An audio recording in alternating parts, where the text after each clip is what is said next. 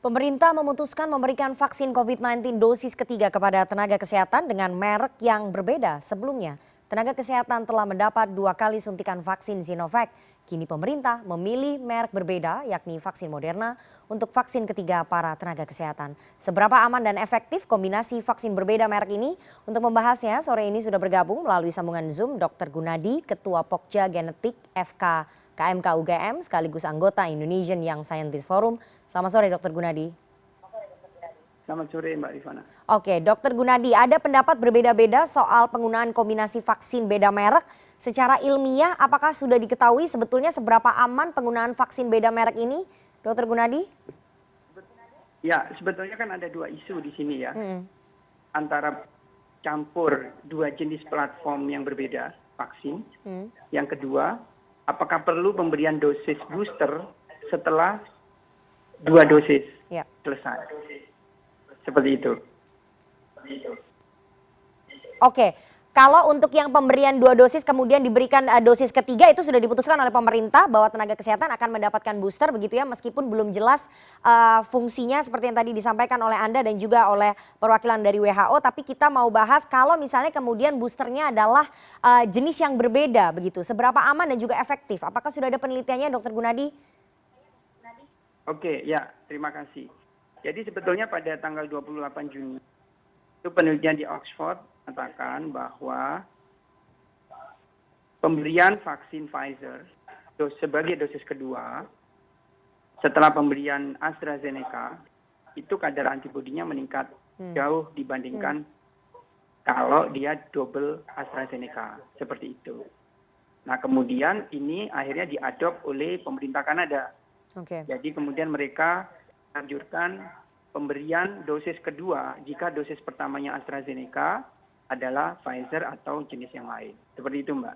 Sampai saat ini memang baru terbatas itu penelitiannya. Oke, jadi belum tahu ya apakah efektif dan juga aman karena belum ada penelitian lebih lanjut soal efektivitasnya begitu ya Dok ya? Ya, ini kan baru mengukur kadar antibodinya ternyata meningkat drastis dibandingkan kalau dia jenisnya sama, seperti itu. Oke, Dok, kita tahu bahwa vaksin Sinovac dan Moderna memiliki jenis yang berbeda. Kalau Sinovac dari virus yang dilemahkan itu teknologi lama begitu ya. Sementara Moderna menggunakan komponen materi genetik atau mRNA. Apakah kemudian ini akan berpengaruh pada antibodi tubuh, pada imunitas tubuh setelah disuntikan begitu Dok? Ya, secara umum kan kalau justru Sinovac itu sudah established lama ya.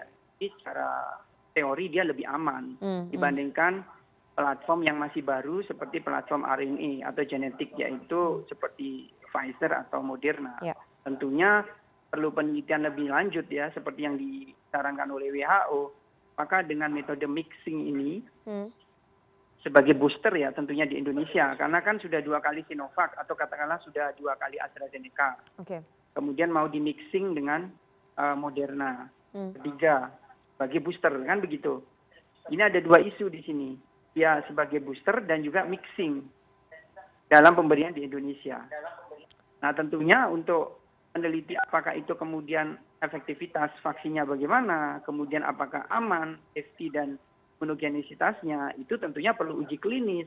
Jadi lebih baik sebaiknya memang itu di pemberian di dalam tenaga kesehatan itu dalam uji klinis seperti itu. Oke, kalau niatnya kemudian untuk booster imunitas begitu ya, apakah dengan vaksin merek yang sama bisa? Artinya sudah 2 kali Sinovac, kenapa kemudian yang ketiga untuk booster tidak Sinovac saja? Kenapa harus ganti ke Moderna begitu? Untuk booster ketiga sebetulnya bisa juga untuk merek yang sama, tapi ini pemerintah memilih merek yang berbeda begitu Dok? Bisa saja dengan Sinovac yang booster yang ketiga, artinya kan seperti ini. Uji klinis yang ideal tentunya harus membandingkan dong 2 kali dosis Sinovac, kemudian boosternya Sinovac, kemudian 2 kali Sinovac boosternya Moderna, 2 kali Sinovac tanpa pemberian booster. Itu baru kita bisa mengatakan efektivitas vaksin sejauh mana, terutama kan masuknya varian Delta di Indonesia. Kan sekarang menjadi concern seluruh dunia termasuk WHO.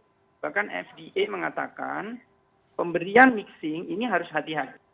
Dan pemberian itu juga harus hati-hati karena datanya masih minimal. Tetapi kemudian di saat yang sama mereka menyatakan bahwa concern dengan varian Delta ini menjadi semacam mendorong untuk melakukan penelitian lebih lanjut, Mbak. Sehingga NIH, National Institute of Health, itu sekarang sudah melakukan uji klinis pada tanggal 17 Mei.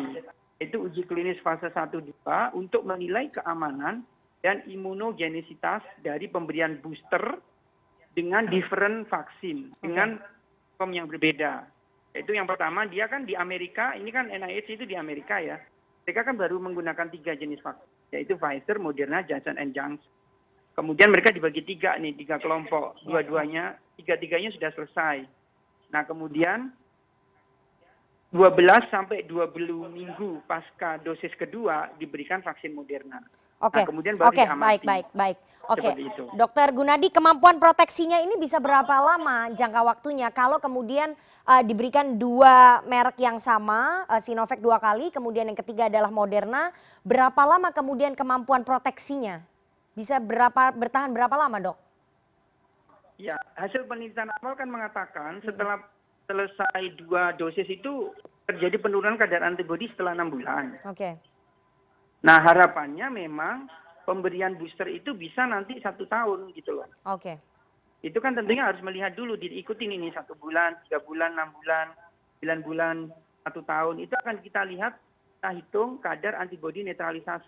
Baru kita bisa memutuskan ini kira-kira efektivitas vaksin itu seberapa efektif. Kalau kita contoh negara Israel saja, itu bulan Januari Februari 2021 mereka kan sangat confident dengan Pfizer 2 kali dosis.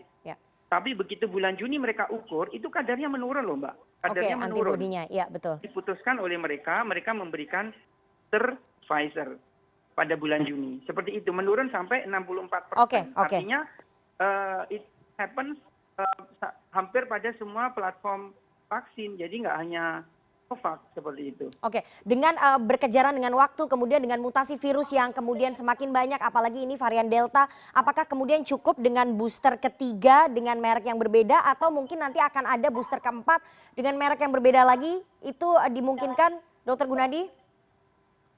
Ya, pertanyaannya memang sulit ini. Jadi artinya tadi sudah saya sampaikan di depan bahwa kita ukur setiap sebulan, 3 bulan, 6 bulan, 9 bulan, 12 bulan. Kalau memang kadar antibodinya masih di atas level perlindungan, itu tidak perlu diberikan booster yang berikutnya. Tetapi kalau ini setelah 6 bulan, sebaliknya, kalau setelah 6 bulan kadar antibodi pemberian boosternya menurun, ini perlu diberikan lagi booster berikutnya. Ini kan masih penelitian.